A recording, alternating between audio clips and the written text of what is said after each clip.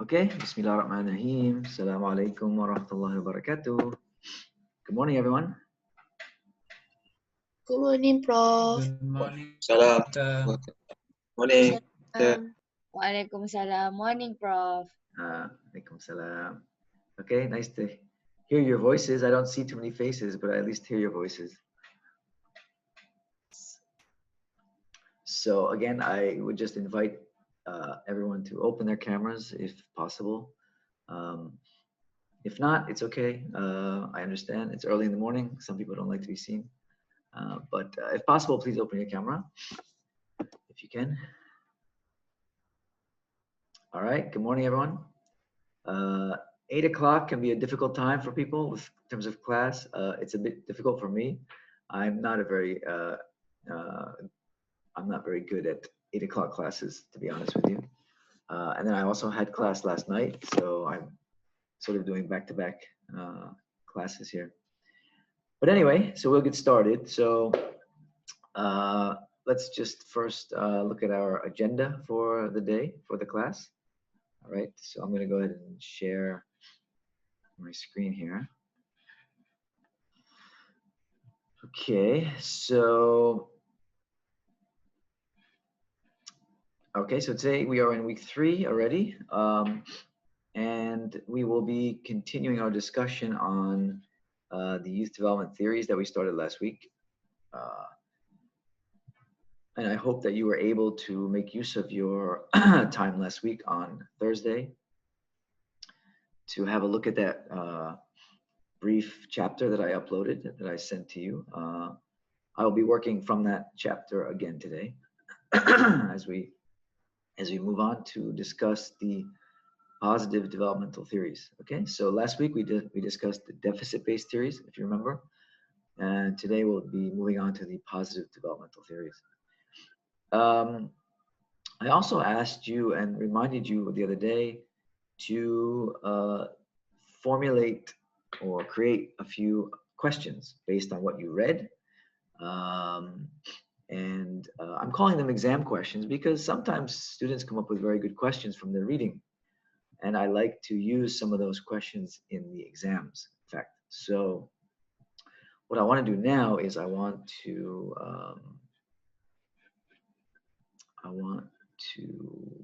let's see, where's the chat here? Hold on a second, let me just try and figure this out. I'm gonna have to, oh, I can pause sharing, okay. Sorry, I'm having some Zoom issues here. Let me go to this one.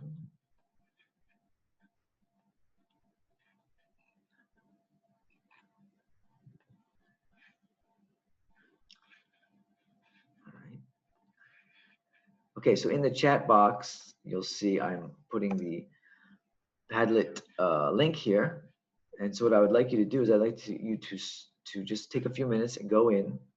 And if you do have questions from the reading that I asked, if you would just go ahead and add those into the Padlet now. We can do that just within a few minutes, I think. Before we get going with the class. And so that I will use those questions. Like I mentioned, I might use them for your exams, but it also helps me to get an idea of how well you kind of understand the readings that I assign you.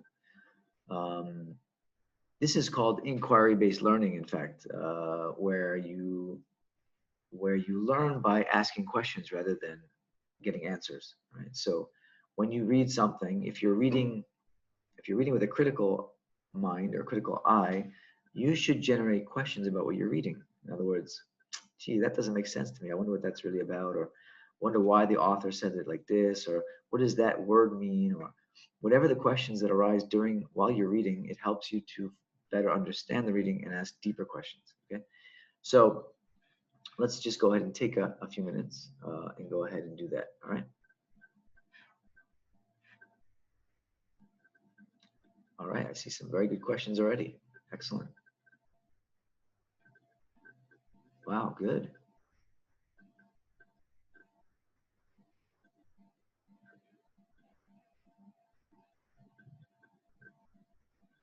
All right.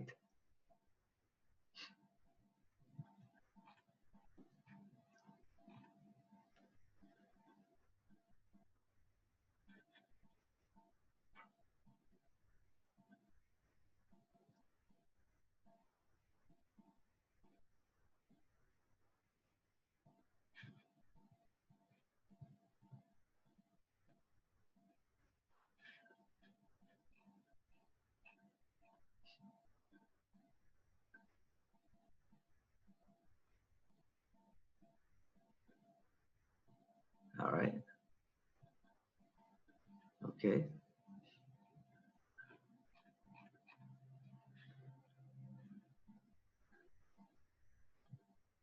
I have the comments.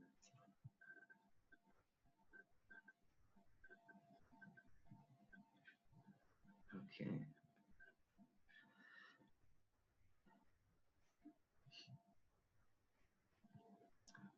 Wow. Ooh, very nice. You provide the answers as well. Excellent. Nicely done. Nicely done. All right. Some of you are providing your name. Some of you are being shy. That's okay. No problem. Hazika, good questions. Hazika, I like your questions.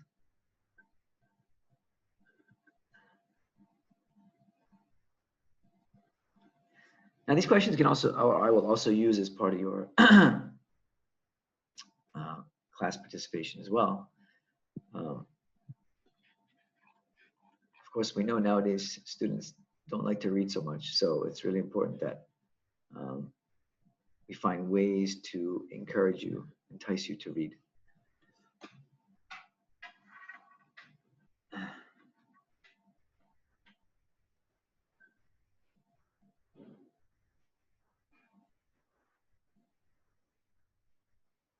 Wow, excellent questions. Very good. Collaborative learning, guidance, more important.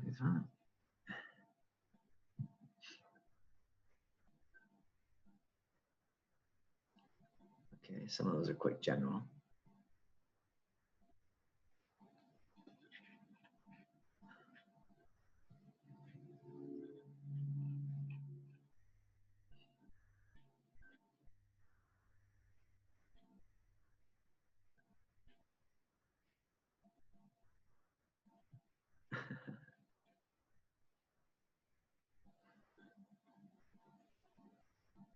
Great, yeah.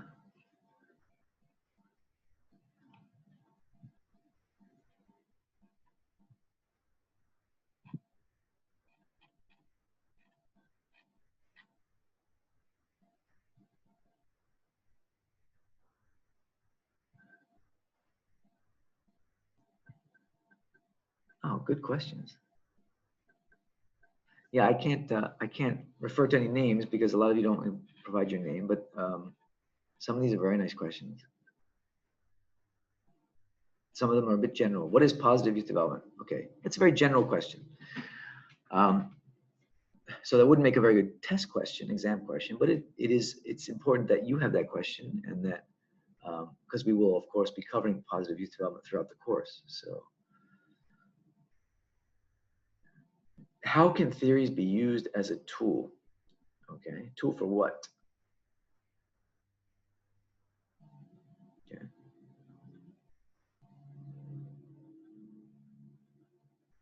Okay. Idle. Nice job.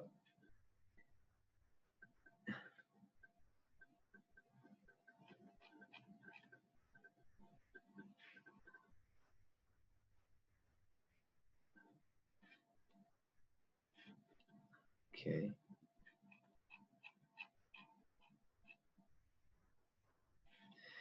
All right, so I can see there are some here. Perhaps many of you haven't done it yet. So we will be finishing the lecture today. Okay, so if you haven't done it yet, please do it later. Okay. Hazik, good questions, Hazik. Very nice.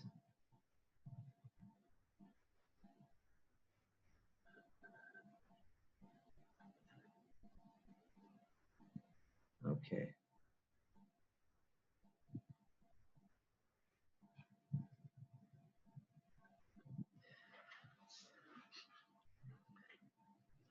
Okay, so I don't want to take up too much time, so we're gonna switch off from this. You can continue to upload your question if you want, or you can do it after the class. All right, but please continue to upload your questions. Okay. Now, what I want to do is I want to shift gears a little bit. Let me go back to Put Your Blast. Oh, I'm already in the.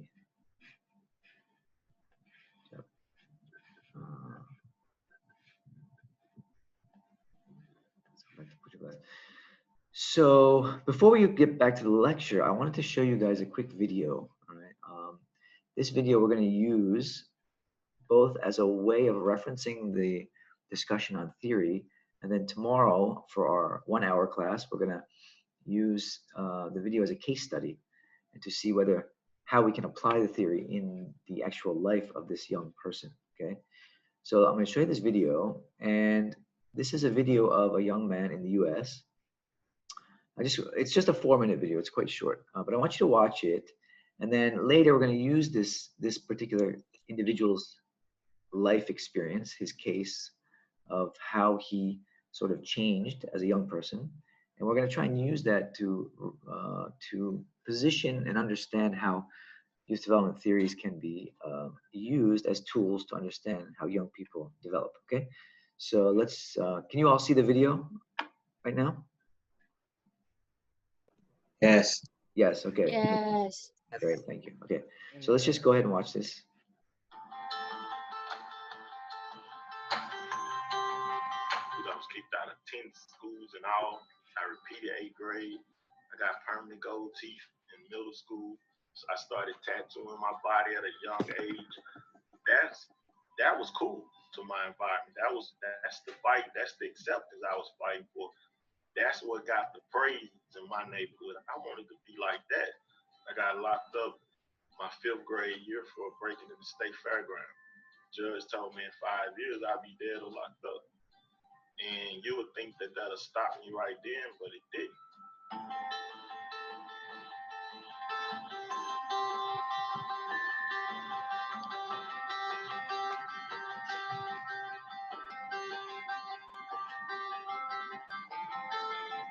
Was fighting for acceptance. You was lame in my neighborhood. If you pulled your pants up, sad to say, you was lame in my neighborhood.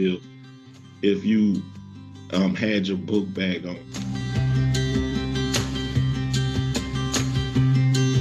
In my neighborhood, sometimes you only have 3 options.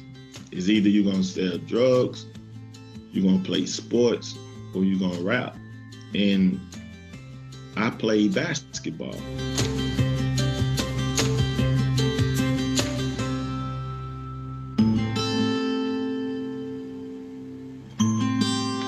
I was ranked in the country. I was getting recruited by all these colleges. In second period, 10 o'clock, freak accident. Only if I had stayed in school. I walked out to school in the neighborhood with my friends and got shot in my foot. When I got shot, nobody came to visit me. I laid on that bed by myself. And everything in my mind was just telling me, like, everybody supports you when you're at your highest. But when you're at your lowest, you'll see who actually in your corner. I'm just laying on that bed and I'm like, if God can give me one more chance at this, I separate myself from the environment, but I learned something. In order to get something you never had, you got to do something you never did and become a person you never been.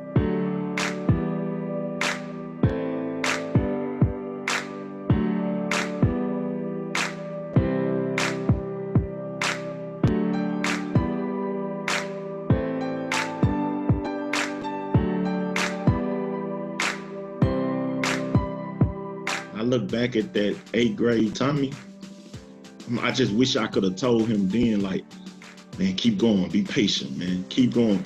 It's gonna turn around soon. You gonna rap. No, wait, don't open it yet. Man, I'm so nervous.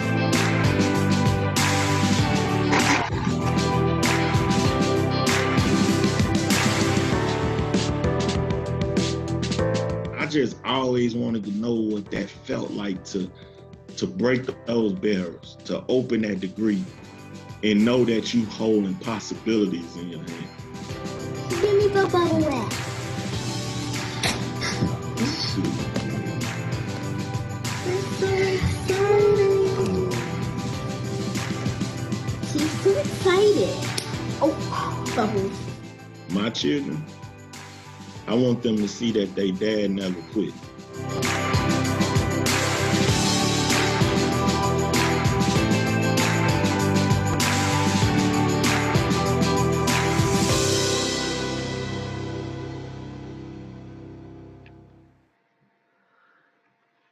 Okay. So that's the story of Tommy Mabry. All right. So I'm going to show that again tomorrow before our class, when we start the class tomorrow. Again, when we start to look at these developmental theories, we can apply these theories to different cases of young people's lives, okay? And it really helps us to understand how those different circumstances in their lives shaped who they became. Okay, so that's a very, very inspirational story of a guy who, as you can see, had a very rough, very difficult time as a young person, right? And he was almost, he almost died many times. He grew up in a very violent kind of lifestyle with, you know, gangs and all that kind of thing. And then he ended up actually becoming a PhD, a doctorate. So it's a very inspirational story, and we can sort of understand how he got there when we begin to look at these different types of theories, okay? And they help us to explain and to understand how someone like that can go from where he was, right? Where the judge, in his case, remember he said that the judge said he would be dead or in prison in 5 years, looking at the way he was going, right? But he ended up in a completely different place as a very successful individual. Okay, so there's ways to understand that process, and that's what this class is about, and that's sort of what these theories help us to understand. Okay. All right. So so now let's move to the any questions about anything so far, or what you saw, or did you all get the gist of that video of his story? I know it's not in the Malaysian context; it's in another country context, but you can kind of see what it's about, I think. Yeah, boleh. Was anything anything not clear about that? About his story? Anything you didn't understand? Has he? Oh, you're okay. Okay. Okay. All right. So let's go ahead and continue with our lecture from last week.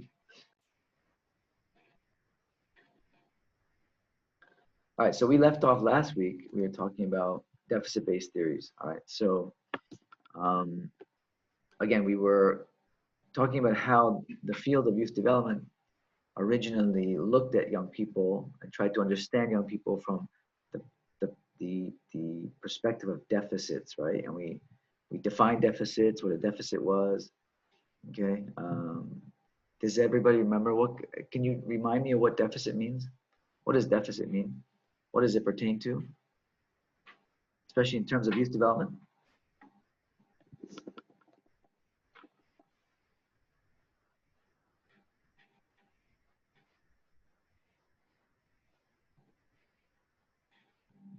Anyone remember? Deficit, what does deficit mean?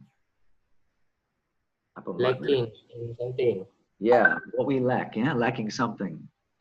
Something we don't have, something that, a weakness, a limitation, right? Something we don't have. So, as we said last week, when it came to understanding or attempting to understand young people and how they develop, the emphasis was always on what they lack, right? What they don't have, the problems that they're always getting involved in. And the idea that young people are something that needed to be corrected, you know, like they're bound to get into trouble, so we need to correct them. We need to find ways to remedy their problems. Okay, this is all from a deficit-based perspective. Young people they lack competencies, they lack abilities, they lack confidence, whatever it is, they lack. So that's a deficit-based approach. So now we're going to look at the sort of the opposite, and this is where the field of youth development moved, sort of evolved to, okay, what they call positive developmental theories. Okay, so we talk about positive developmental theories based on what you read last week, okay? Essentially, we are starting from the idea that youth development is shaped by a variety of processes in life.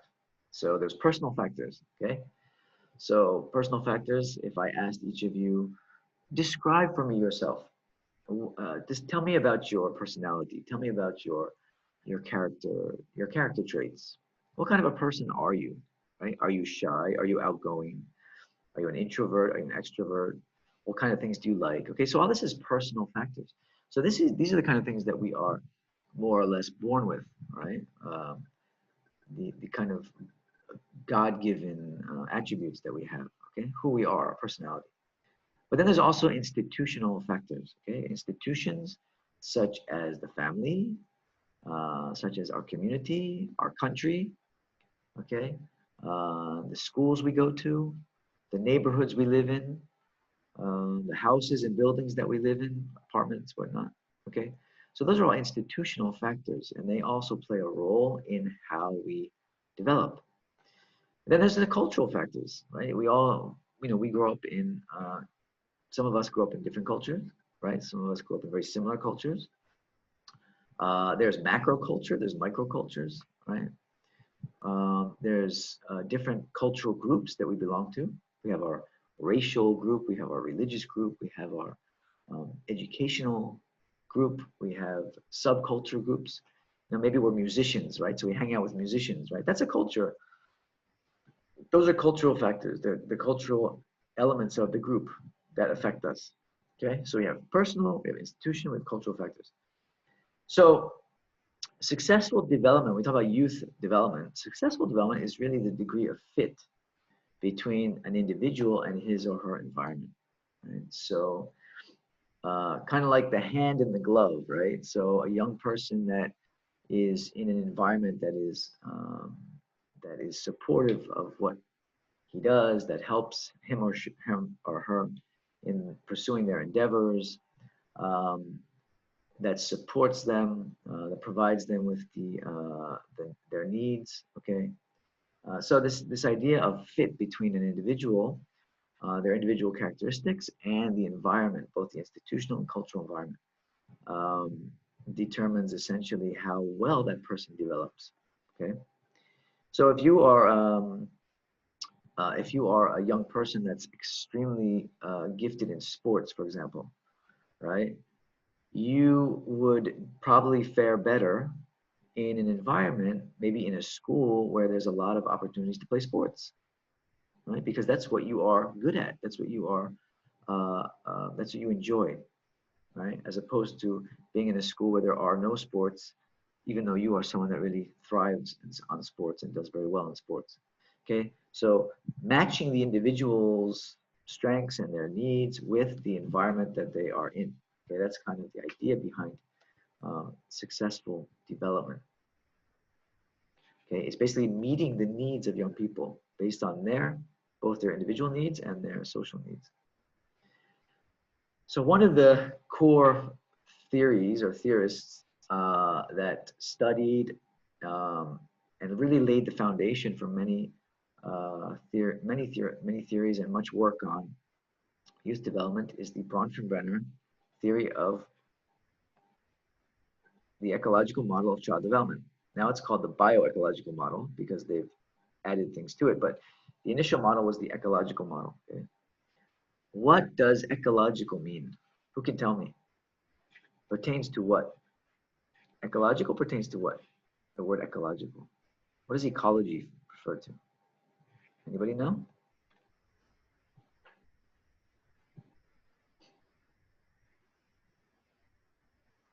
Who wants to guess? Is it like surrounding? Yeah, exactly. Surrounding. The ecology is the surrounding. Very good, right? It's that world around us. Okay, again, it's that outside world that shapes who we are. Okay, so Bronfenbrenner came up with a very elaborate theory to explain how this environment and the different aspects of the environment affect child and youth development. Okay, so you can see the model here that I'm showing on the screen, where you have the young person in the middle. Okay, that's the individual, and this individual comes to the scene with their individual traits. Okay, now the individual is surrounded immediately, and their immediate surrounding is what are called the microsystems. Okay, and these are also referred to as proximal influences on youth development. So as you can see in the model, there's the family. Okay, and the family is of course the closest to us, and that's why they're called proximal influences, meaning those that are closest to us. So of course, the most direct influence on us is the family, okay, especially parents. Okay, so that's clearly the most proximal influence on our development. Okay, so family has the most impact on how we are socialized into the world, how we are educated, and so forth. In fact, there's an idea that you learn most of what you learn in school, but in actuality, most of what you learn is actually from the family. All right, and that's been pretty much proven by many studies. All right. But we also have the school.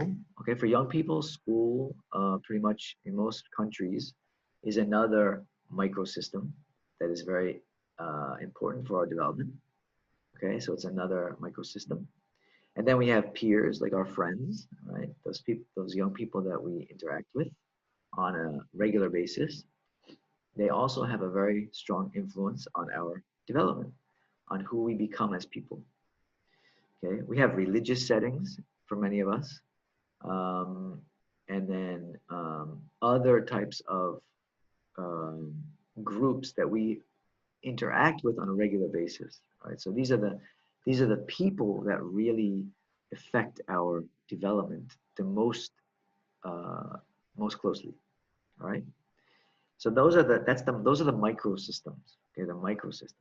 And micro means what? Anyone know what micro means? Micro as opposed to macro. What does micro mean?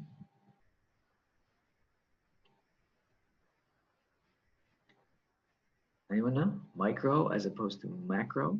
The microsystem as opposed to the macro system. So you can see, yeah, small. Exactly. Micro means small, right? So you have microbiology, right? The study of very small biological systems. So small in terms of their closeness to us. In this case, their closeness to us. So the microsystem as opposed to the macro system, and we're going to get to the macro system in a minute. But briefly, so you have the mesosystem. So these different systems, they interact with each other, right? So for example, they're not separated. Like family and school is not really separated. Families and schools interact in many ways. For example, when a student goes to school and they get homework, who often helps them with their homework? Parents, right? So through that process, there's an interaction between the family and the school, okay? Or maybe the parents and the teachers meet and they discuss about the students' academic life and so forth. So that's also an interaction. This is referred to as the mesosystem. When these microsystems interact, it's referred to as the mesosystem, okay? Friends, your peers, and school, classroom, okay? A lot of interaction between friends and school, right? Religious setting, family, okay? You go to the masjid with your father or your mother.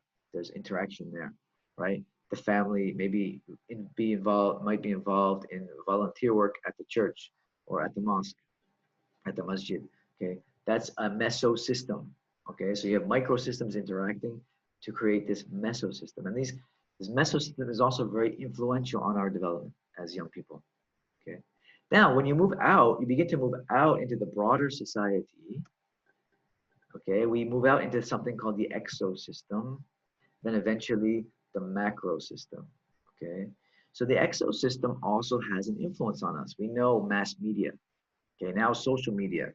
has an influence on us. And some might even argue that that social media can be considered even a microsystem nowadays because of its direct impact on our development. Okay, the community, the larger community, is a exosystem. The school system itself is an exosystem. Not necessarily the specific school a young person goes to or their classroom or the teacher. No, that would be a microsystem. But the larger school system that determines the curriculum, determines the values of the school, determines the schedule for the school. All that is a system that impacts our development. And then the largest system is called the macro system, okay? And these are called distal influences, meaning they are at a distance, right? They affect us more indirectly than directly. Okay, the proximal influences directly influence us. The distal influences indirectly influence us. And these are things like cultural values, national customs, politics, economics, okay? These are the big macro systems out there in society that more indirectly affect young people's development, okay? So a young person growing up in a B40 household has a different experience, of course, than a young person growing up in a wealthier family. And that has to do with the economics of their situation, not necessarily their direct in relationship with their family or the school, but they are, of course, related, right? Because if a young person is growing up in an area where the schools are not so good because they're B40, that's going to have an influence on their development, okay? So there's all this interaction going on between these different systems, right? And that's why the diagram looks the way it does, right? There's the onion, like a bawang, right? It's like an onion with different layers, but those layers interact, right? They interact at different levels to affect how we develop as young people. Okay, any questions about that? This is Bronfenbrenner's, this is the ecological model of development. All right, so this formed a large foundation of theoretical work that came after it. So we talk about the developmental systems approach to human development, all right?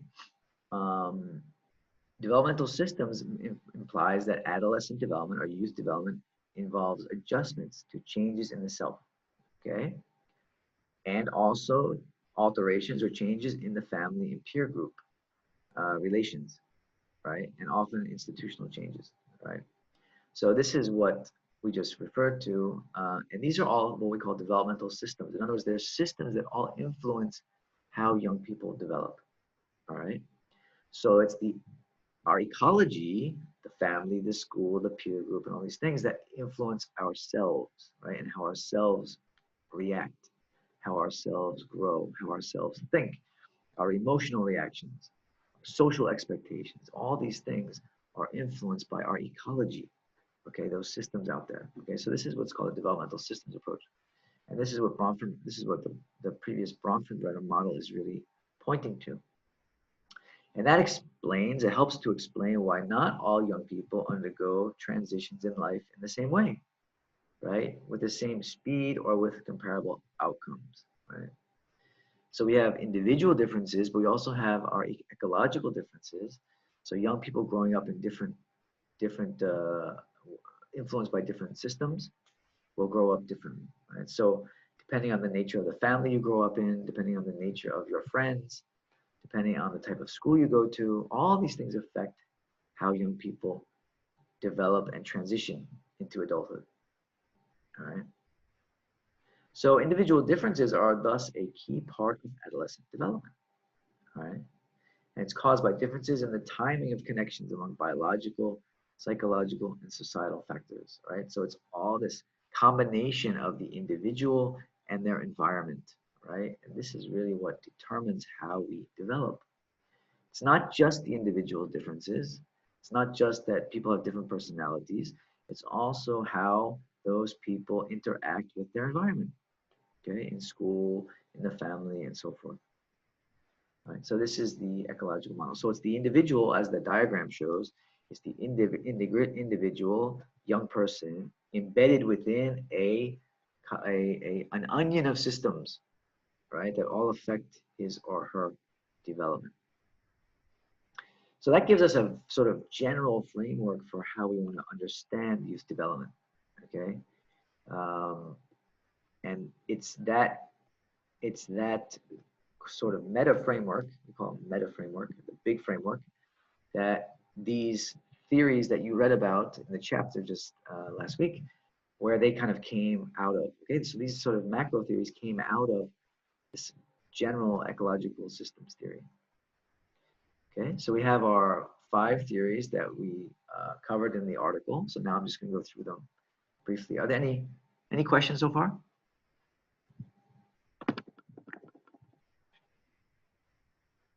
Questions? Anything? Is it clear to everyone, or is it confusing? You can use the chat box also if you want to respond. Feel free to give feedback.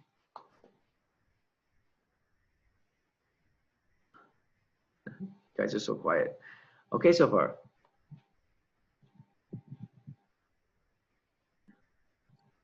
Yes, okay. Okay, sure. So if I give you a quiz right now, you can score 100. I'm just kidding. I don't do that, so don't worry about that. I don't give pop quizzes. Okay, anyway, let's proceed. Please feel free to stop me if you have questions. Okay, so learning theory, constructivism, collaborative theory, relationship theories, and sociological theories, okay? So let's go through these one by one. Okay, so learning theory, shaping behavior through reward and punishment, okay? So I think a lot of us are pretty familiar with learning theory. You know, most of what you guys experience in school is based on a learning theory foundation, okay? Reward and punishment, okay? If you do well on the exam, you get an A and you get rewarded by being in the top class, right? Or maybe your parents reward you with, you know, financial incentives if you get A's or something like that. Okay, so learning theory. Constructivism starts with the assumption that young people are basically designed to learn. Learning is innate to us. We are learning creatures. We are always trying to learn wherever we go, right? Therefore, there's not really a need for adults to provide reward and punishment. Young people are going to learn whether we like it or not, because it's just in their nature. It's their fitrah, right? As we would say in Islam. It is our fitrah to learn because it's part of who we are. It's just innate to us, all right? Collaborative learning, learning through interaction with others, especially adults. When we interact with adults, as young people or with our peers, we learn, okay, through collaboration. All right, so collaborative learning. I'm going to go into more depth on each of these, okay? So I just want to introduce them. Learn relationship theories, all right? So relationship theories is also based on interaction and relationship, connection between youth and adults, okay? But it's based more on things like empathy, all right, emotions, acceptance, regulation, okay? So it provides us those relationships that we have with adults, where adults provide us with a sense of safety, confidence, allows us to learn, okay? So the closer our relationships are with adults, the more we will learn, the better we will learn, okay? The idea of relationships. So warm, close relationships are important for learning, okay? That's the idea of relationship theory. Sociological theory is the importance of identity, right, and social norms, right, and how we learn the norms, the social norms of different groups, right, and how we become socialized into different groups within society, right? So all those kind of things. That's the sociological perspective. It's how young people learn to fit in to society, essentially. And if not, maybe they create their own norms through their subcultures and so forth. So learning theory is based on the idea of teaching and shaping. Yeah. So the teacher shapes the student.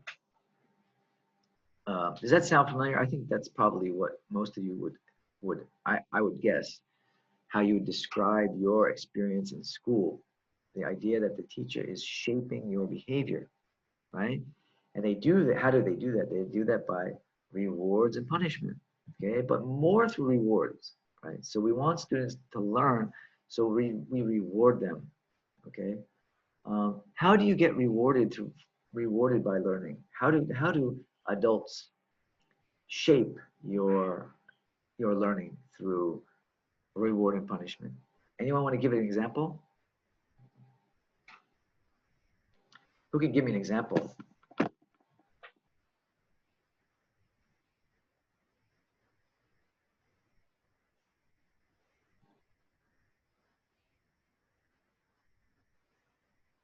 Anyone? Example? Learning through reward and punishment.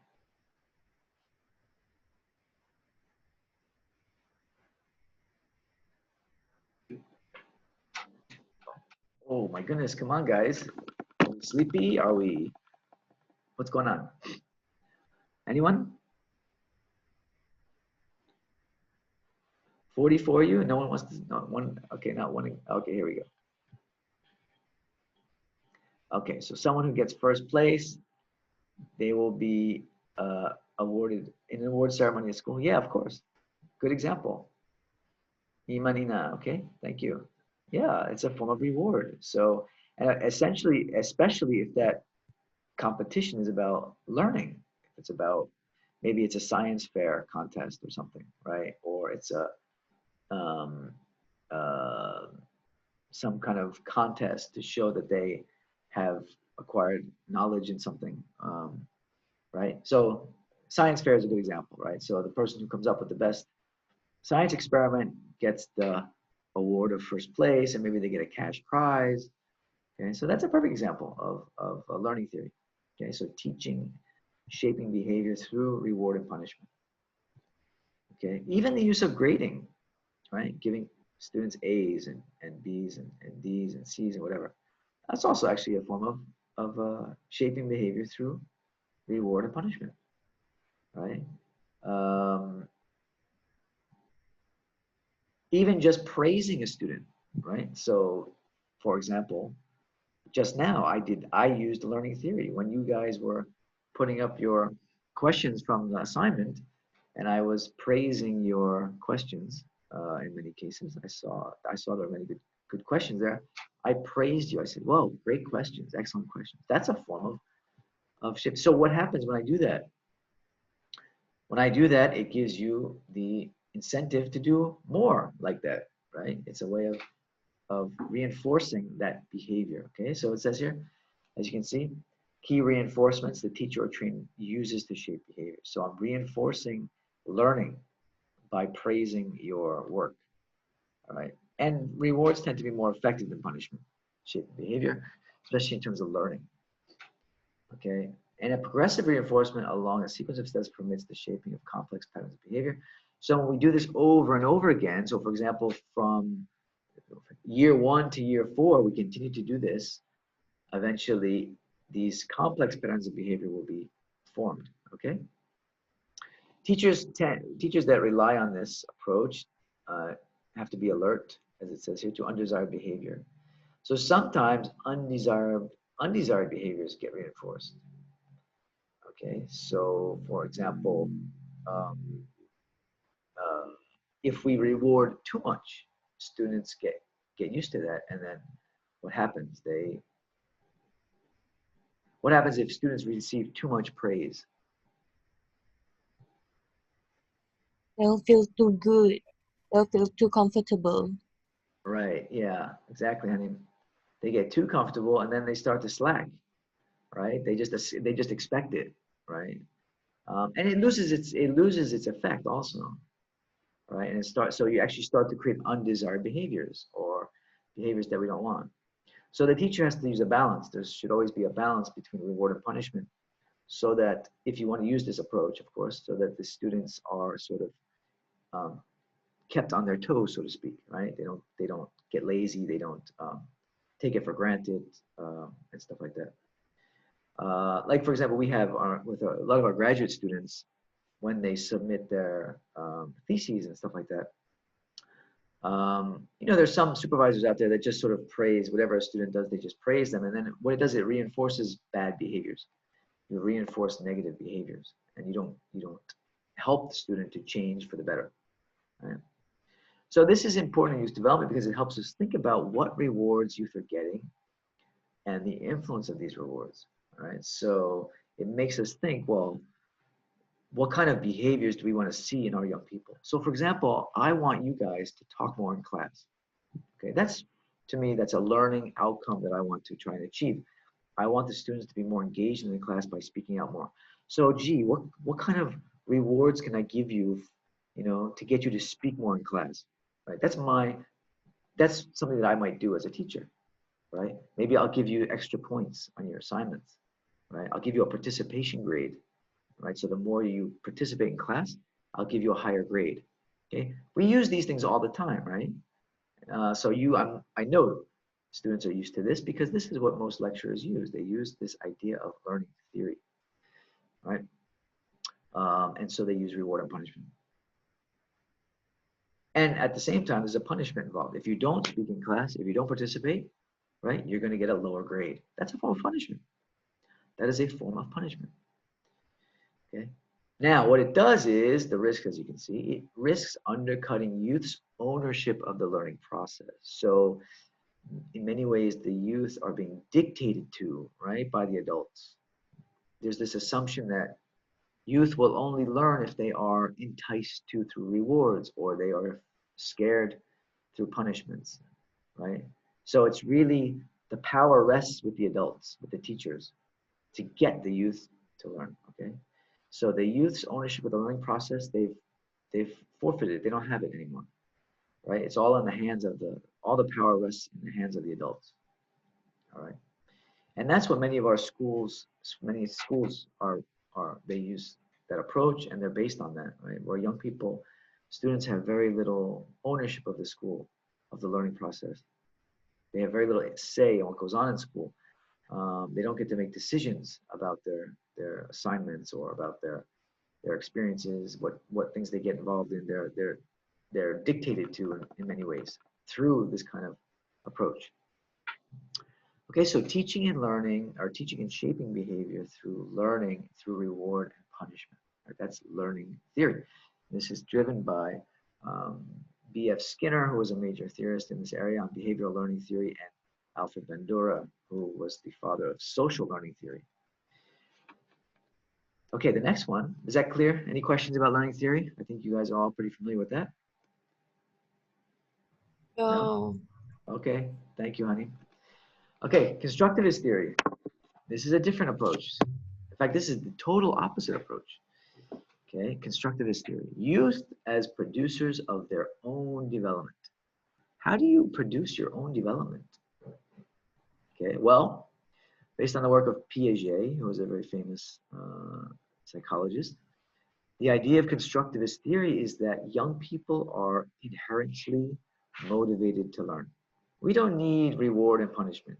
Young people are going to go out and learn whether we like it or not, right? And if you look at, for example, this is the case of youth, but if you look at young children, for example, little children, maybe some of you have younger siblings, like little kids, little babies, not babies, but like toddlers and stuff like that. They like to touch things, right? They like to play, they like to touch things, they like to put things in their mouth. Why do they do that? Who can tell me? Why do they do that? Why do little kids do that? They want to discover things. Right. What is discovering things really about?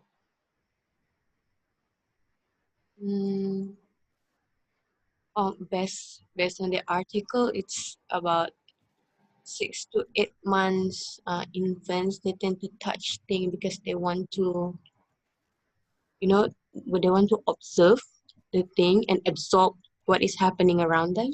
Yeah, absolutely. Absolutely. And that's learning, right? That's learning. What they're doing is they're learning. All of that like you said, observation, absorbing what's around them. This is the act of learning. And so Piaget's work is really based on this idea that we are hardwired. We are designed, by Allah, we are designed to be learners, right? We come into the world and we have a natural curiosity about this place called the world, right? So what is this place all about? So we have this inherent need to learn, inherent desire to learn. And if that's the case, it's not just the case among young children, it's the case throughout the lifespan. Okay, this is the assumption that constructivists make. So they say that human beings in general have a lifelong desire to learn. And in fact, everything that we do in life is really about trying to learn and discover. Right? We're constantly trying to learn and discover, and especially among youth and children. Okay, so youth construct their learning through the process of active experimentation and reason. All right, so young people are doing this all the time, right? Just that they're not learning about maybe the things that adults want them to learn about, right? So, for example, take a group like Mat Rumpet, okay, Mat Rumpet. If we make the assumption that they are involved in a constructivist process of learning, what might they be trying to learn about by doing the things that they're doing?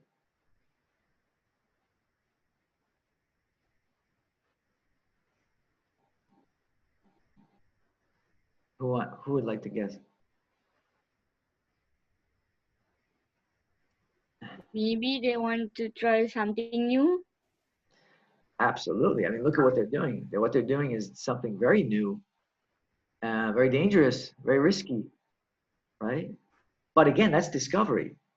That's in many ways, that's about them learning about their own potentials, what they can do. And this is very, very common on young people. Young people are learning about themselves. They're learning about what they're capable of. They're learning about what their limits are. They're learning about, you know, like look at the next line on the slide, peer-to-peer interactions, right?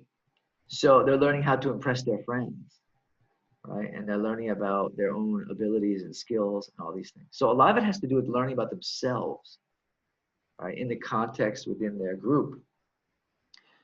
And that's very true of teenagers, right? Teenagers are in that mode of where they're leaving childhood, so they're no longer really children, and they're learning about being adults.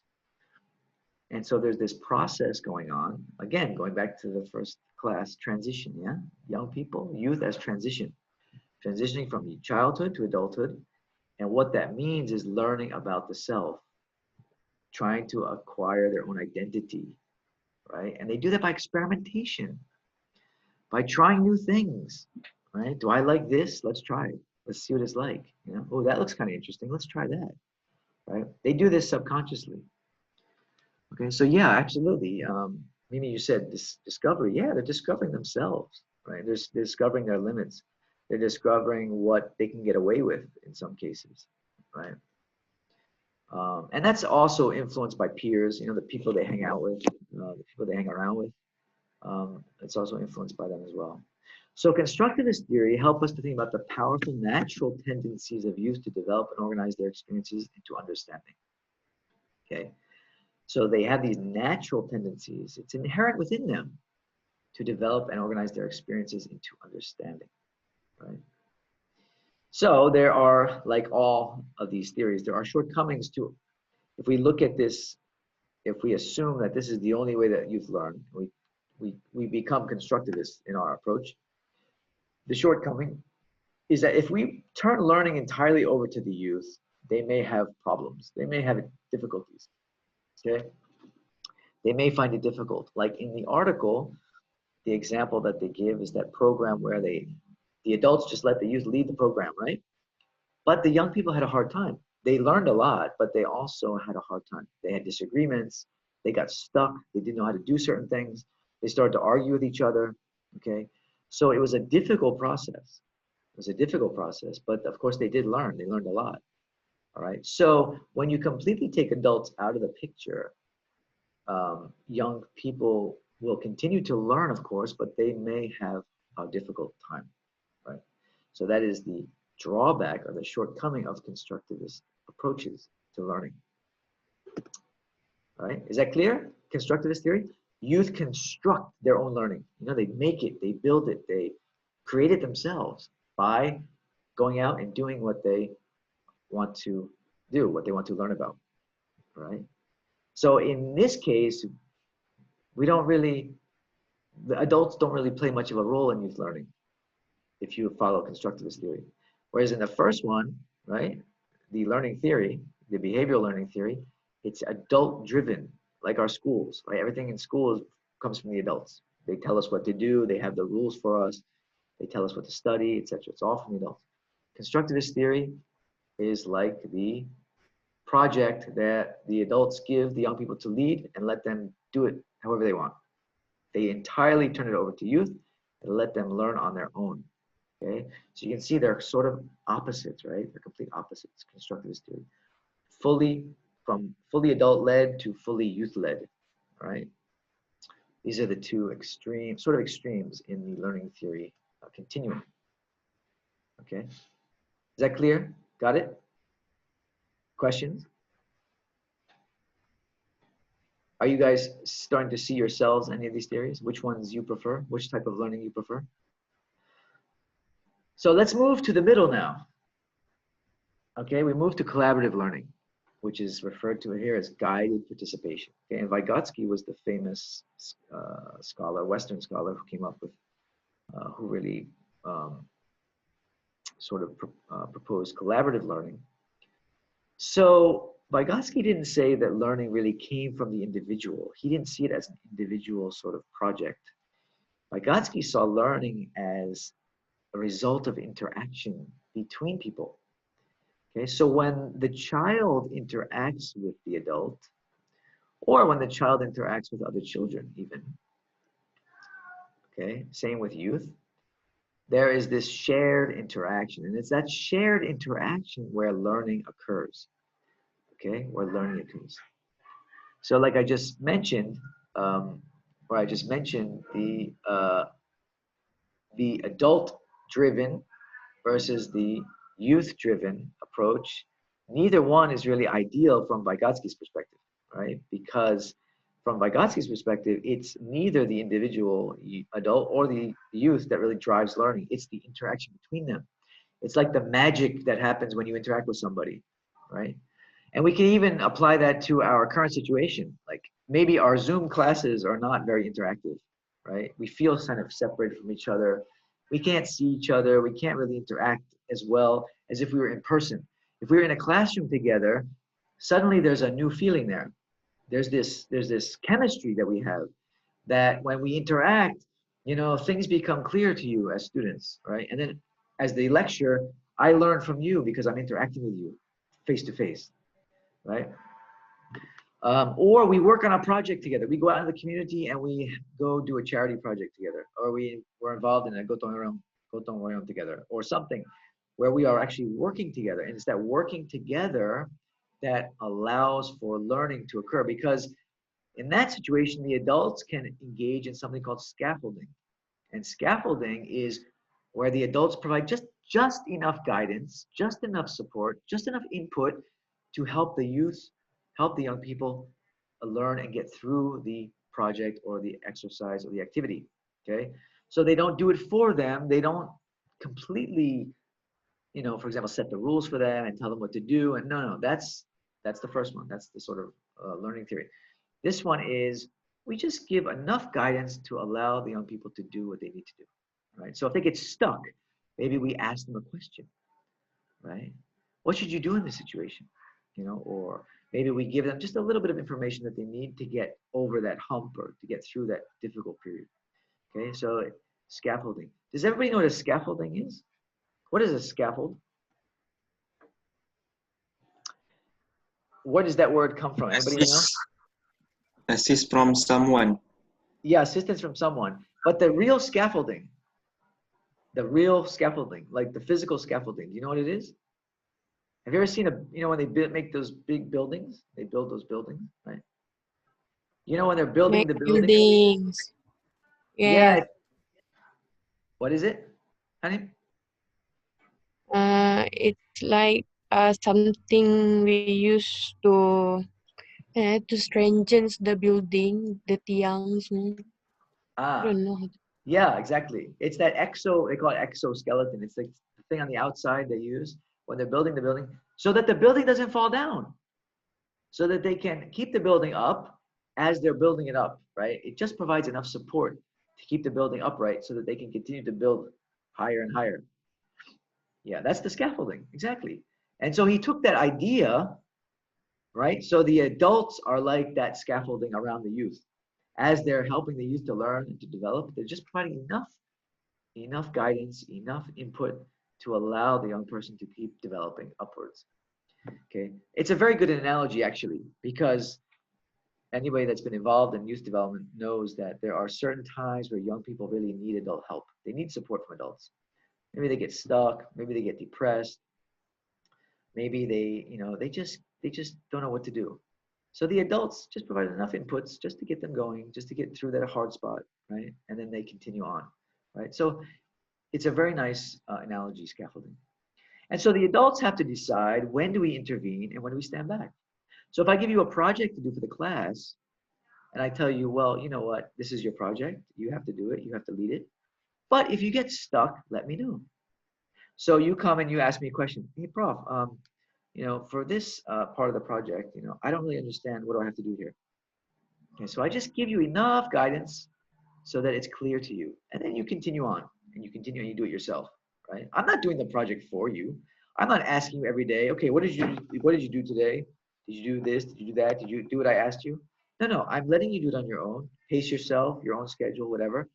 But there may be times where you need my assistance. That's scaffolding. That's all it is. Okay, but it's this collaboration between adults and youth that learning really takes place. Okay, and this is what Vygotsky's collaborative learning is all about. Collaboration, working together. Okay, so learning occurs when we work together. Myself, I tend to be more of a collaborative learning person. I really believe in collaborative learning. In my work with students, with youth, I find it to be very effective. Okay, of course, not all the time. We never use any one theory all the time. Usually we use a combination of theories in our work. And that's what's important to know. None of these theories you'll ever use 100% of the time. It's always a combination of these theories. Okay, so is collaborative learning clear to everyone? Any questions about that? Yes. Doctor.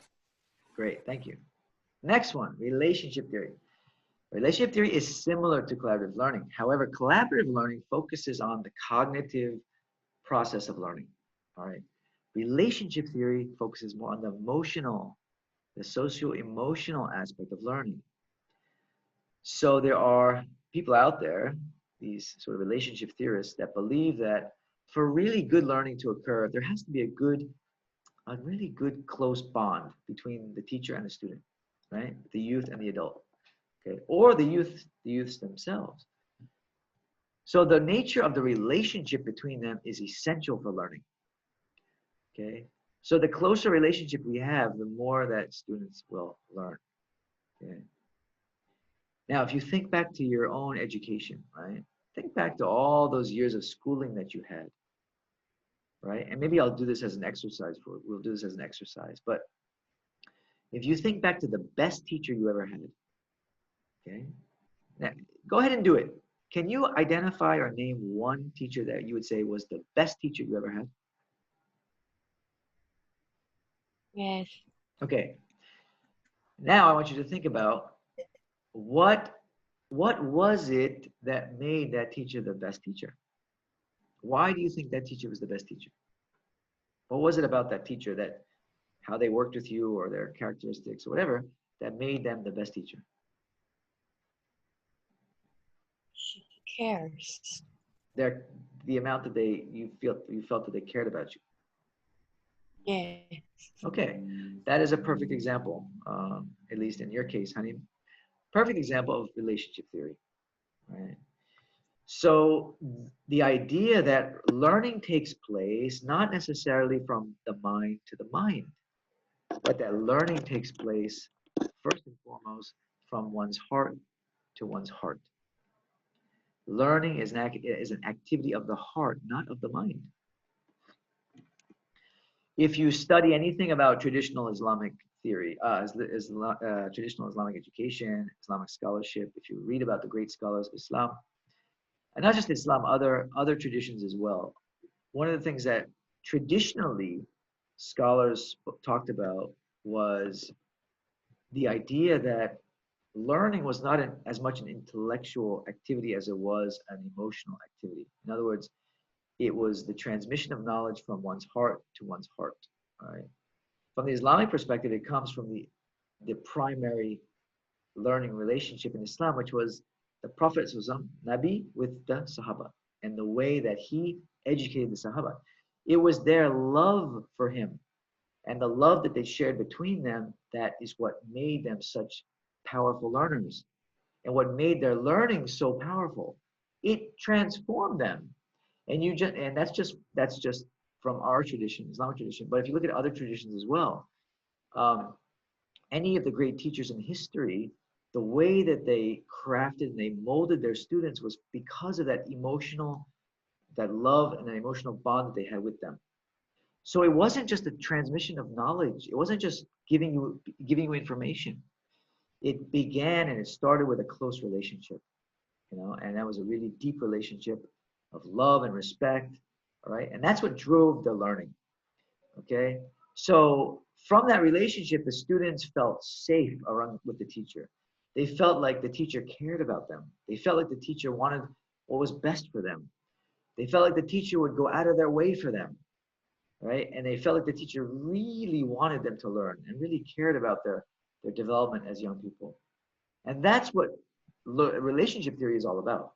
It's not about how much knowledge you give them, information you give them. It's about the caring connection that you form with them. And that becomes the vehicle or the vessel through which the knowledge is then passed on. Okay, so I think a lot of people have this experience.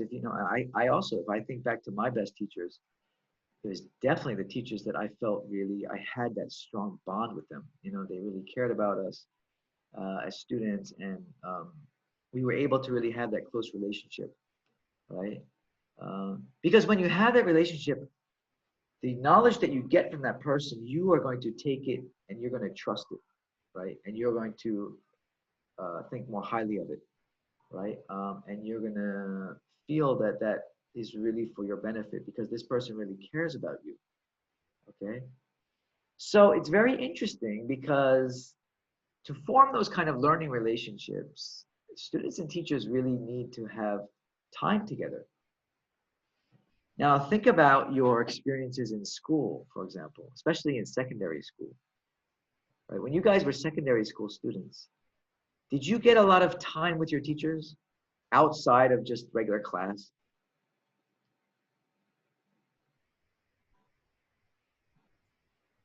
For me, yes. Okay. Mimi, why? And how did you have that time with them? Because I was in a boarding school before, so my time with the teachers are more compared to the family. Okay, excellent. Great example. Boarding school. It's a different environment, right? It's a totally different environment than a regular day school, right? So you had more opportunity to have those kind of relationships with your teachers. Okay, so that's a very good example. How about others? Anyone else? Maybe anybody who went to a non-boarding school or regular day school? Did you feel you had a lot of time to spend with your teachers to develop relationships with them?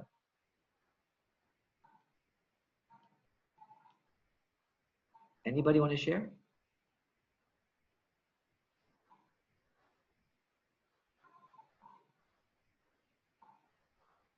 Maybe you did, maybe you didn't. I'm not looking for any particular answer here. Nobody wants to share? Maybe I did. Okay, who is I? Sorry, I can't see the screen. Hanim? Yeah. Okay. Would you like to elaborate? Because I did not go to the boarding school, but I was in a debate team. Debate team. So yeah, I have been in a debate team since I was a Form 1 student.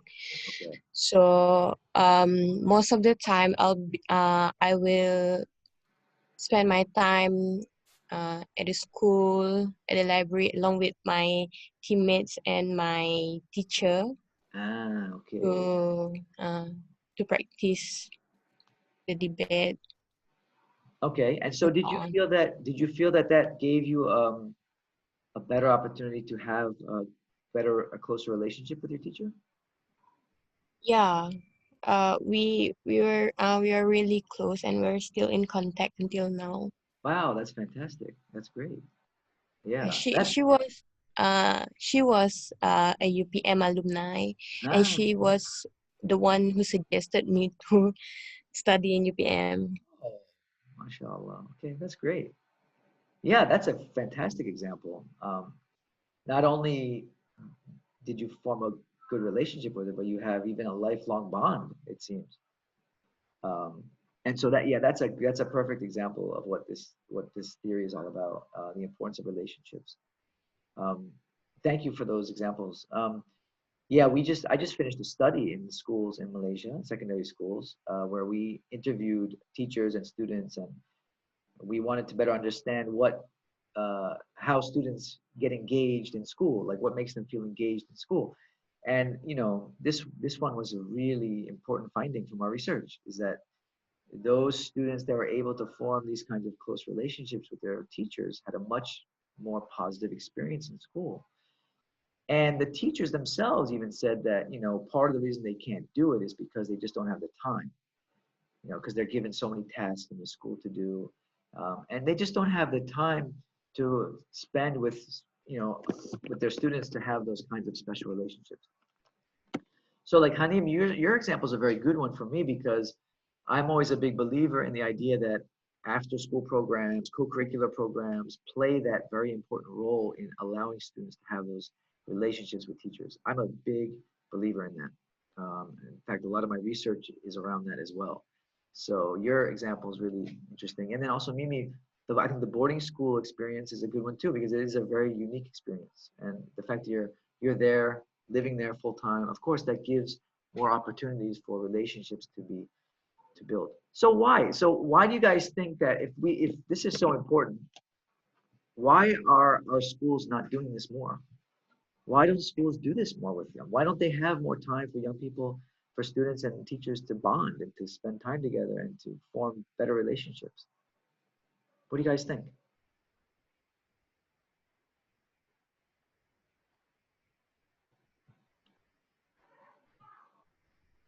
Siapa nak kongsi?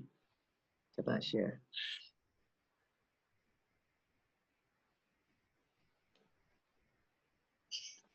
Because they focus on to ensure that the NGPA schools NGPA to be better. Right, performance, right? Academic performance. Okay, so yeah, they're focused on performance. They're not so much concerned about what kind of relationships the students have with the teachers. So what if, but okay, so let's think about our theories that we're learning today. That means that the schools are working more from what theory?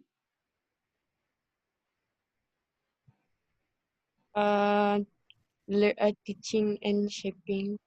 Learning theory. Well, Yeah. we would refer to that as behavioral learning theory. Yeah, learning theory. They're still very much driven from this very simple idea of reward and punishment. Okay, so they try to reward students to do well, to succeed, and of course have ways of sort of punishing when they don't. And it's all about performance. All right, it's not so much.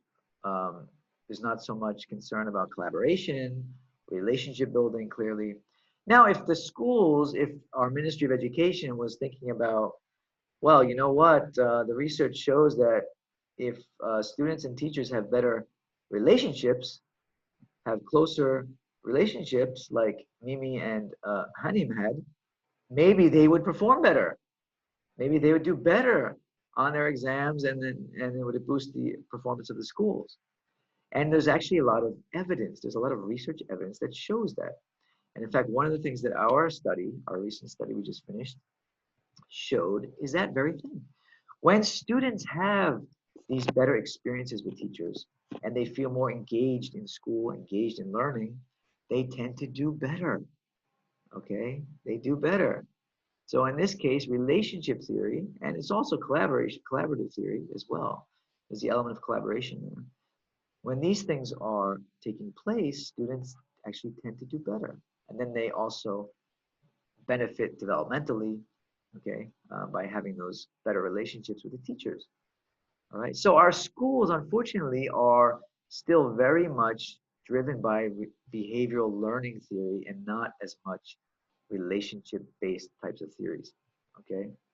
Now, this is sort of I'm giving you a little bit of a biased perspective because, like I mentioned to you, I am personally one that believes quite strongly in the power of relationship theory. But that's also supported by evidence, research evidence, scientific evidence as well. Okay, so now let's move on to the sociological theory. So in sociological theory, it's more about young people learning the social norms, right? And then acquiring social capital. So development is a process of learning your place within different groups within society and within society itself, okay? So young people go through life, they learn the general rules of how to behave in society, how to interact with others, right? The meanings that those things have and their ways of acting, okay? And through this, they develop a social identity. Now, many scholars say that this is changing, however, because social norms are changing. So, for example, if you look at the way Budi bahasa bahaya kita. Apa? What's that saying? Yes. Budi Budi bahasa budaya kita. So, how would you translate Budi bahasa? Nice language? No. What's the word? What is Budi? Budi is what? Attitude. Well-mannered. Well-mannered. Okay. Thank you. Very good. Well-mannered. That's really a good way of putting it. So being well-mannered, having appropriate speech, Good attitude. having a good attitude. Thank you, Hazik. Good attitude is our culture. Okay. So this is an example of a social norm. This is more of the traditional social norm of Malaysian culture. And it is a beautiful culture. Okay. Malaysian culture is a beautiful culture. Many people feel that way. However, the social norms tend to be changing, right? If you look at social media, for example, I don't think Budi Bahasa Budaya Kita is really the norm among social media users. Would you guys agree? Yes. It's changing. It's a total different social norm. Social media has a totally different set of social norms, right? And it's quite unfortunate. But the way social media is designed, it is designed to sort of, in a lot of ways, it's designed to bring out the worst in people, okay, unfortunately, right? And it sort of gives people the opportunity to show those sort of negative sides of themselves rather than, again, focusing on the more positive things. So I think social media, one could argue that is really changing social norms in a lot of ways. Okay, the way we interact with each other, the way we speak to each other, and so forth, right? Social media is also changing our social identities, right? Because through social media, young people can project. They can project an identity. In other words, they can show people a side of themselves or how they want to be seen by others through social media. You know, if you have a Facebook page, you design your Facebook page to project a certain identity. You know, so maybe you feel that you're a very beautiful person. So you show all these pictures of you and all these poses and different clothes, and right, because you want people to think that you're a very good-looking person, individual or something. Or you're trendy, right? So you're trendy. So your Facebook page or your Instagram has all these pictures of you and with the latest trends and the brands and everything. So it's a way of developing a social identity. All right. So this is all related to sociological theories, learning norms, shaping and coming up with new norms. All right. And a lot of times these norms are in conflict, right? Because maybe you grew up in a house where your parents were very concerned about your you know, that you were brought up with these social norms, these traditional social norms, budi bahasa budaya kita, right? Well mannered, good attitude, etc. Okay, but then you have a lot of interaction with peers on social media and so forth, and it's the complete opposite, right? Complete opposite than that traditional culture. This creates a lot of conflict. Young people are often in conflict because of this, right? And so I, as a parent, not only as a youth worker or as a youth scholar, but as a parent, I see this within my own children as well, right? So my wife and I try to raise our kids according to certain norms, right? But yet we see when they interact on social media, we hear different norms, right? Different norms. Okay, so this is creating a lot of conflict among young people. Do you guys see this? Do you guys experience this as well? How do you deal with this as young people? You're older young people, you're university students. How do you deal with this conflict, right?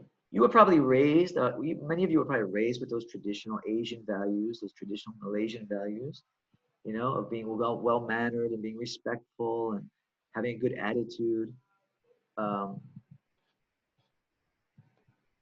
Iswani did you raise your hand, Iswani? I got a message here that you raised your hand. I know, sorry. Okay, just checking. If you want to raise your hand, that's fine. Feel free to raise your hand. Just want to check.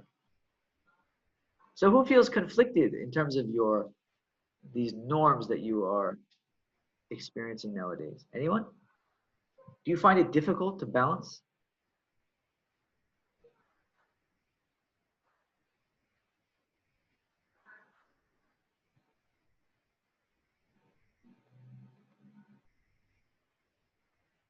Nobody? Okay. For me, not. Yeah, Haziq. Because we just ignore the bad thing, and we must know the good thing that we must follow from our parents that taught us. Okay, all right. So for you, it's not a problem. It's not a problem for me. Well, that's great. Alhamdulillah. Good for you, Haziq. Yeah. And that's great. If you can, you know, if you're strong in those, you know, and again, if you were really brought up with those norms, and they're really strong in you, in terms of you're following those norms, then it's probably, like you said, Haziq, not hard for you. I think for a lot of other young people, it is hard. And a lot of young people struggle with this, I think, quite a bit. And young people, youth tend to be, they tend to follow norms quite easily, right? So that's why young people are very influenced by their peer groups. Certain groups of peers have certain norms, right? So, you know, for example, like Mat Rampet have their own sort of norms about how they interact as a group. You know, rockers, whatever the group is, they have their own norms according to their group. You know, they have their own way of speaking, their own language, own way of dressing. And so young people are often very easily influenced by those different norms, okay? So it's often hard for them, like Haziq, in your case, you said it's easy. And it's often hard for a lot of young people to reject those negative norms. It's hard for them because they want acceptance. They want to be part of the group, right? And so they follow those norms. And this is all sociological, and sociological theory, as the article said, it's really about how young people or how individuals interact with different groups in society. And then there's learning and forming relationships of exchange, right? And this has to do with social capital, right? So all those social networks that you form as a young person over your career or over your time, social networks can become very useful, right? And they become actually a form of capital, right? They benefit you in different ways. So for example, relationships that you may have with adults may get you job opportunities, right? So like Hanim's case, maybe she has this good relationship with her teacher. Maybe someday her teacher is gonna get her a job or help her to get a job, right? That'd be an example of social capital. From your social networks, from your social relationships, it actually results in benefits to you, and opens up opportunities for you to engage in society in different ways. Okay, so it can lead to business networks is a perfect example, right? You have relationships with friends or something. They do business and then they, hey, want to do business together, and then suddenly you're doing business together. So those social networks that you had actually lead to different forms of other capital and other benefits, right? So this is called social capital, right? It's a very important concept in sociology, and it's especially nowadays. I think it's a very powerful part of young people's lives, especially during times like pandemic, like COVID-19 pandemic, where young people are, trying to find different ways to make money, to enhance their incomes and so forth. So they rely on their social networks, right, to get them opportunities, for doing different types of businesses and all that kind of stuff. Okay, so social capital is very relevant today to young people's lives. In fact, I know many of our students, maybe some of you guys are doing your own businesses, online businesses and so forth. We know many students that are doing it, especially the older students. They're doing it to augment their incomes, to make some extra money. So they have their own online businesses. And of course, much of that success on online business comes from their social networks, right? So because of the social capital they have, they're able to succeed in doing business. Okay, so that wraps up the positive developmental theories, all right? And so youth development theory today, so this is the developmental systems perspective, all right, about adolescence, as we just showed. And that led to the idea that the best way to prevent problem behaviors was to focus on adolescent or youth strengths, not the deficits, okay? And to promote positive changes across the second decade of life. Okay, so we hear this in Malaysia all the time. Youth as partners in development. Okay, youth grow up in communities, not programs. Problem-free is not fully prepared. Okay, so youth growing up as partners in development. In Malaysia, this is an axiom that's always used. We always hear this: youth as partner. We want youth to be partners in development. In other words, we want young people to be part of the developmental process. We want them to make contributions to the development of the country, right? And so that's the idea that young people are assets, not deficits. Young people have lots of strengths that we can build on to allow them to become assets to the country and partners in development. Youth don't grow up in programs, right? So when we talk about youth development, it's always based on youth programs, youth programs, youth programs. But at the end of the day, young people, they return home every night to their communities, not to programs. So this idea that if we have young people growing up in healthy communities where there's lots of opportunities for them to get involved and to do positive things, that's better than programs, right? It's better, it's more effective than programs to have healthy communities for young people to grow up in. So we have you have good schools, and you have good relationships with neighbors, and you have lots of activities in the community for young people to do. And there's places for young people to go. There's futsal courts, there's places for them to hang out that are safe, all that. So if you have healthy communities, young people can grow up in healthy ways. Problem-free is not fully prepared. Problem-free is not fully prepared. Can anybody tell me what they think that means? What do you think that means in the context of youth development? Problem-free is not fully prepared. Because they stay in their comfort zone. Sorry, can you say that again, honey? Because they stay in their comfort zone. So comfort zone is problem-free? Yes. Okay, because all right. because they feel comfortable, that they don't have to worry about anything. Okay. And that's why they think that they already have the life that they wanted. But once they face something that out of their comfort zone, that is when they started to panic. They started to feel like the world is ending, something like that. Yeah, they can't cope. They can't cope, right? Yeah, very good. That's an excellent interpretation of that phrase, of that saying. Yeah. So yeah, we do see this among many of our young people, right? So just because they don't have any particular problems, they relax and they get complacent, and then life hits them and they're not able to cope with it because they're not really prepared for it. So that is one interesting interpretation. To take it one step further, problem-free also refers to the idea that young people don't have any specific problems. They're not engaged in any like at-risk behaviors, for example. They're not doing drugs. They're not in prison. They're not criminals. You know, they're not skipping school. So they're not engaged in problem behaviors, but they're not really prepared to be productive adults either, right? So just because they don't have problems doesn't mean that they're really prepared for life, okay? And so the idea that it's not enough just to have young people not engaged in problems. We want young people to thrive in life. We want them to do their best. We want them to achieve great things, right? All young people.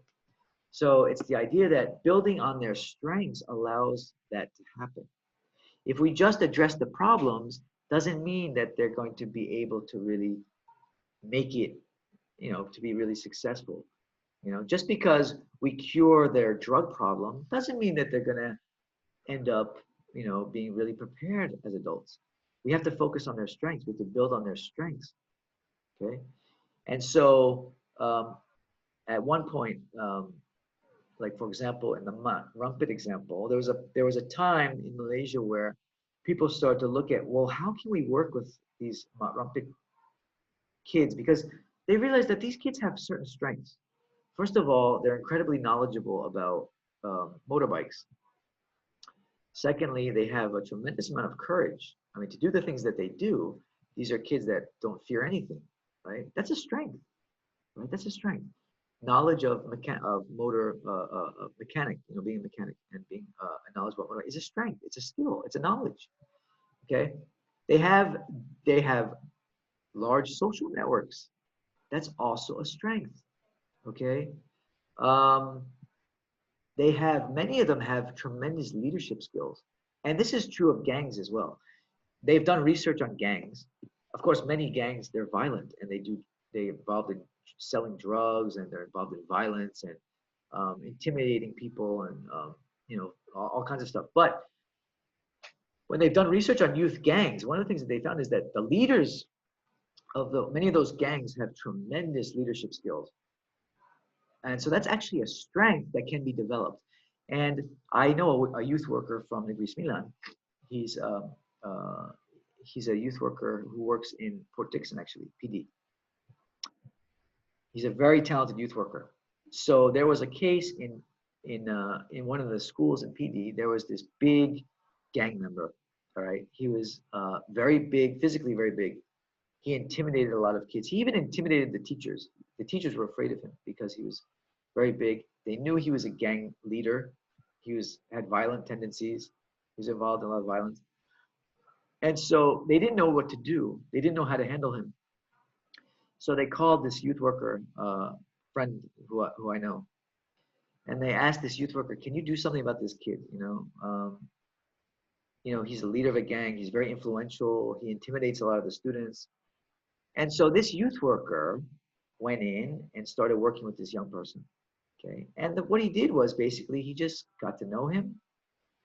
He became close, like a mentor to him, a friend to him, a mentor. He started mentoring him. And he realized that this kid had tremendous leadership skill. He had a lot of natural leadership talents. And those talents were being wasted because teachers were so afraid of him. They just focused on the problem. They focused on the fact that he's a gang leader, you know, and he's just causing problems after problem after problem. But they didn't see his strengths. The youth worker saw his strengths.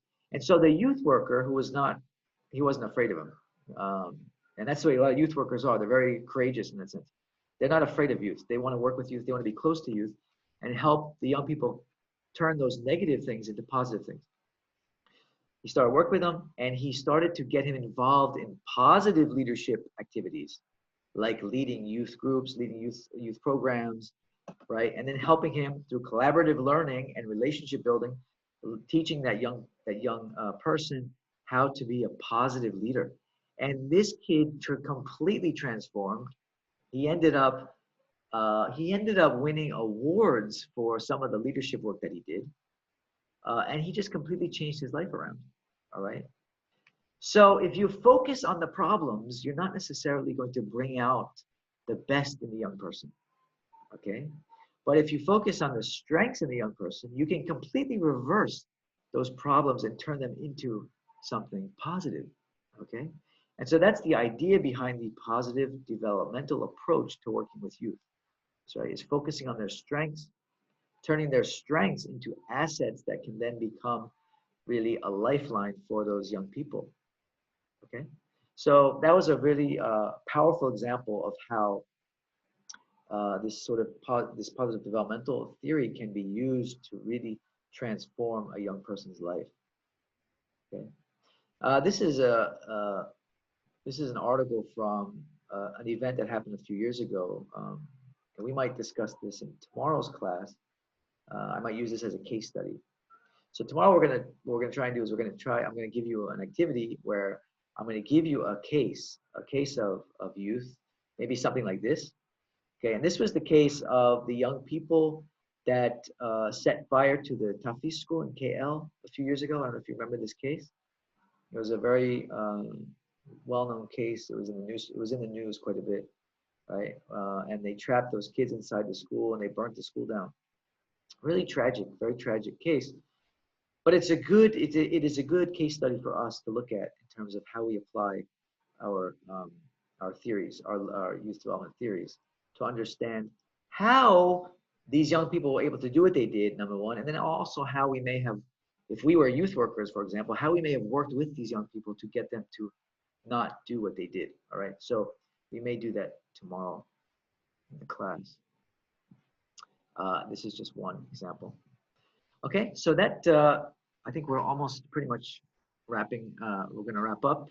It's about 9:45, and of course, like always, I want to give you a little bit of time before your next class. So, are there any questions about the material that we covered?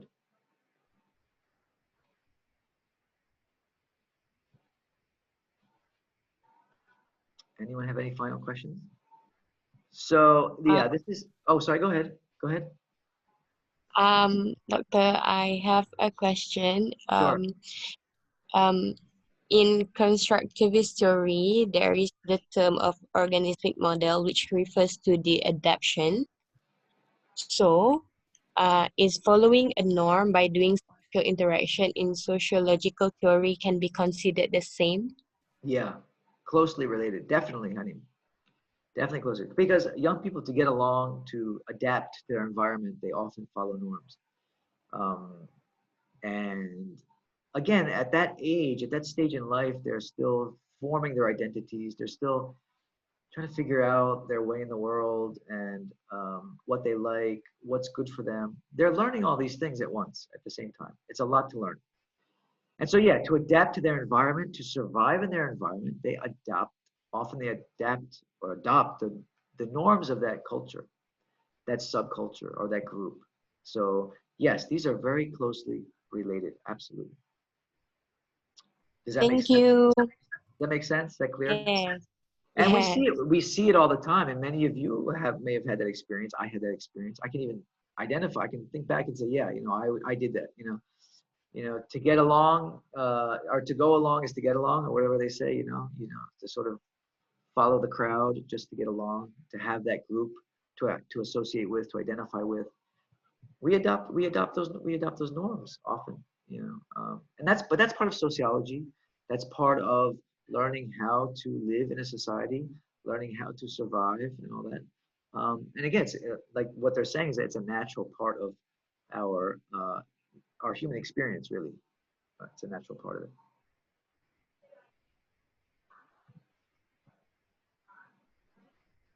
Okay.